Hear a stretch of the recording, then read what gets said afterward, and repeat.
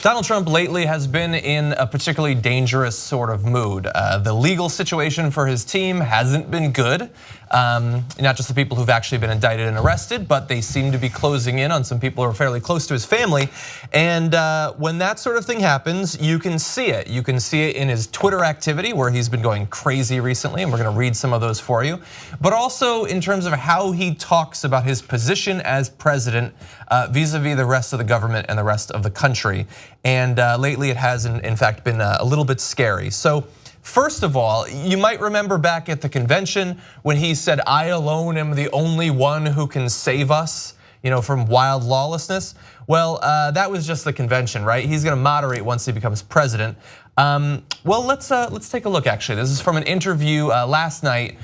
He went deep into enemy territory to be interviewed by Laura Ingraham. Your State Department still has some unfilled positions. Are you worried that the State Department doesn't have enough Donald Trump nominees in there to push your vision through? Because other State Departments, including Reagan's at times, undermined his agenda. And there's a concern that the State Department currently is undermining your agenda. So we don't need all the people that they want. Don't forget, I'm a business person, and I tell my people, well, you don't need to fill slots, don't fill them. But we have some people that I'm not happy with their thinking process. But Assistant Secretary of State, you're not getting rid of that position. But let me tell you, the one that matters is me. I'm the only one that matters, because when it comes to it, that's what the policy is going to be. You've seen that, you've seen it strongly. Look at where the pushback, the Assistant Secretary of State seems significant. Yeah, so there's two amazing parts of that.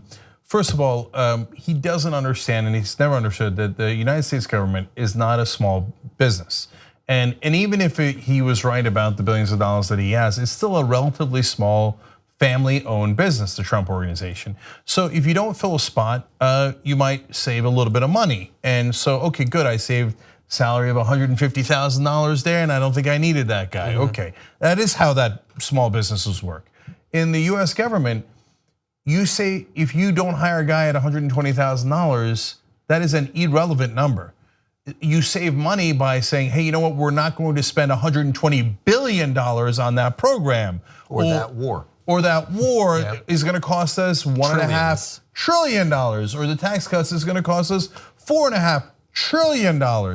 Not all, if he fired everyone in the federal government, it still would barely make a dent. So he just doesn't understand how the government works at all. He also doesn't understand how the State Department works, because he made very clear there that he thought that people in the State Department, even people that he would pick himself, would only serve as competition against his ideas. He says, I'm the only one who matters because what I say goes. He thinks that it's just people who could disagree with him. No, career diplomats are there to help manage diplomacy with hundreds of countries, literally. They don't believe in diplomacy. We finished once. You say what you want. Even just okay, then fine. Whatever he comes up with, he needs people to put it into effect.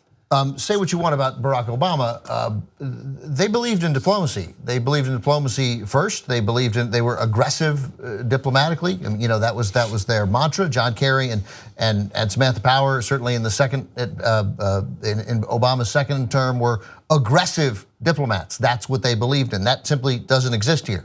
To Cenk's point about Trump, yes, it's a small business, a family-owned business, but it's as if Trump is saying, I'm gonna save money, and that golf course in Virginia, we're just not gonna staff it, right? Well, then that golf course in Virginia isn't gonna get any customers, and no one's gonna go, and there's gonna be mayhem because 95 people are gonna show up to play at 8 a.m. So let me combine that point with the second one I was gonna make, which is I'm the only one who matters. Well, look, put aside the gigantic ego and the absurdity of that statement, but let's dive into how wrong it is, factually incorrect. What T-shirt are you wearing, by the way? We are the ones who knock. Trump had said, it doesn't matter. I'm the one who knocks. Okay, I would have thought that was kind of cool. Right, it would have been kind of cool. That's okay, so I'm the only one who matters, first of all, is a total prick thing to say, okay? But again, I'm putting that aside. In terms of the factual thing, so I run the Young Turks. Am I the only one who matters? Yeah. Are you insane? Okay, if we don't have the audio guy, you can't hear any of us. No, I'm the only one who matters, except you wouldn't even heard that, okay? And the guys who decide how we put the videos online so you guys either see it or don't see it are enormously important. So which gets to Ben's point of, well, if you don't have anybody on your golf course that's staffing it, you don't have a golf course. Yeah. And he's never understood that because his ego gets in the way. And that's why he bankrupted himself 6 times.